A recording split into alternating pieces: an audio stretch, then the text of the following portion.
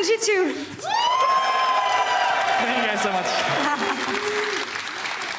Feels good to have fans back again. Well, Caps, congrats.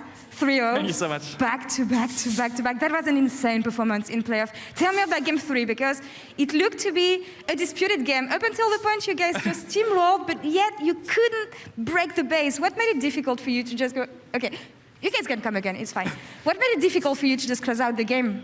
I mean, Rogue is a strong team, and they had a really good combat, just like clearing waves. Jinx is a fun champion in the late game, and some people even say that the game doesn't really begin for Jinx until the inhibs fall, right? I've seen a lot of wild turtle pentacles on the base as well, so we just had to take it a little bit slow, get some Drakes, some Nash, be ready for the end. What was the defining moment in this game 3? The moment you knew, okay, we're not letting this one go. This is for us. I mean, I think the early game was really rough for us. Luckily, BB was doing really well. I think there was one time where they went way too deep on us, and I got like a triple kill or something, and then I went from being really behind the game to actually being ahead in the game. So then I was like, okay, I can actually be really strong this game, and then I could get Magi's and get really fat. So I think that was like the defining moment for me, at least. It was for sure like the huge comeback. That was an insane game, insane series, and insane performance in playoffs overall through the loser bracket, not losing a single game. Talk me through how it was, though, because how did you manage to stay on top of the meta, on top of the draft, without revealing too much each game? I mean, the thing is, we just stole a lot from our opponents. I think this patch, we were kind of caught off guard initially.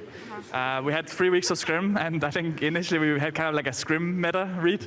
But after we saw stage games, we just stole a lot of strategies, stole a lot of picks from our opponents, and we just tried to play them better than them, and it worked really well. So I'm just happy that we gave it all. You know, sometimes going to loser break can be like a death sentence if you let it. But we really put in the extra work, and we're like, we can turn this around, we can beat Fnatic, and we can beat everyone else. You could indeed, and you did. Look at the team. Everyone is behind you, just surrounding you, cheering for you. How proud are you of G2, this split, and this team you had?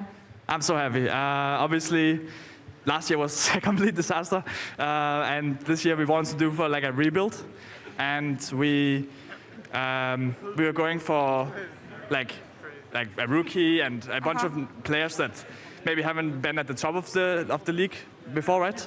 So it was like a risk, so to say. But I think as soon as we did the tryouts, as soon as I saw how they communicated, how they acted, I knew that we can go really far this season. And I think winning the spring split is just the first step. You mentioned it. 2021 was 2021 was hard. You built a team for success. You didn't get it. You took a risk here with this lineup, and you find success again. This is not the first title you grabbed, but how different is this one for you? What does it mean this time around? I think this one actually means a lot more than the old titles. I think in some way I could maybe feel entitled to a title, or maybe at some point I felt like we couldn't lose anymore. And last year, I think the rest of the EU proved that if you think you can't lose, then you're going to have a really bad time. So I'm actually really happy for this trophy, because I feel like it was a lot of hard work from me and also everyone else, from the players and also coaching staff. I think we all put our hearts into it, and I think it really showed. And I'm just hoping we can keep it up for the rest of the year. The rest of the year, MSI also, but before we get to the rest of the year, seconds before we launched this interview, you heard the audience, Caps MVP. Caps MVP. You're the Kia Finals MVP here, Caps. Thank you so much.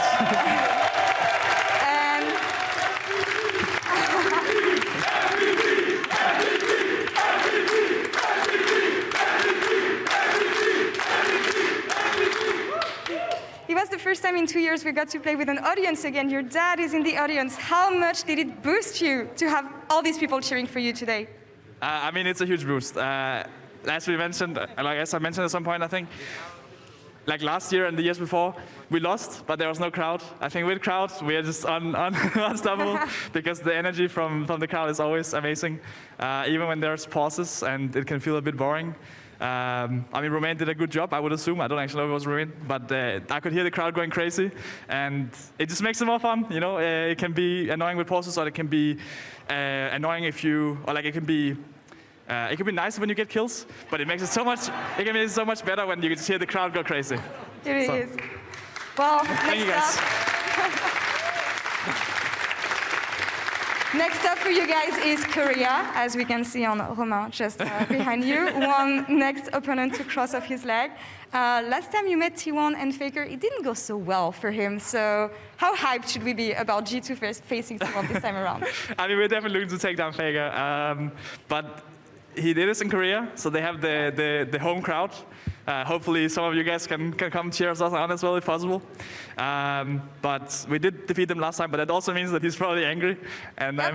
I know that angry Faker can be quite scary.